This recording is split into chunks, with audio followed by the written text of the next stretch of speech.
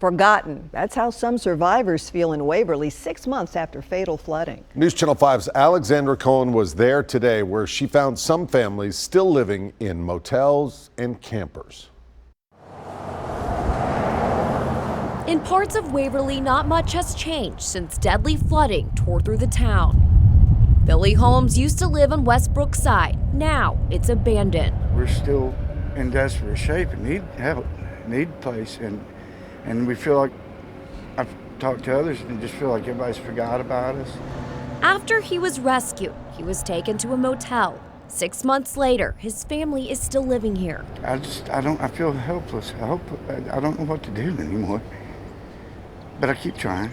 Billy can't find an affordable apartment. She said we might even have to move out of state. And he's not alone.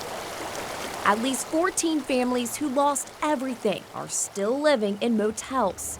I just really hope everybody can find a place in a little yard and feel safe again. Aid is starting to dry up, but the work is far from done. A lot of the homes have been torn down, and you can see only the foundation has been left.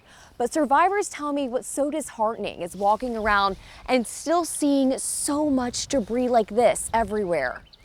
This was home, okay. On East Main Street, Bernadine Gray was living in a storage unit until she was gifted an RV. I have a mortgage, and I can't afford to hang on to my mortgage and pay for an apartment.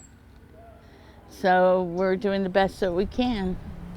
Her home has been gutted due to flood damage. She's waiting on volunteers to come help. You feel like little pack rats sometimes. Billy and Bernadine are grateful for all the help so far. The sad reality is it's not enough.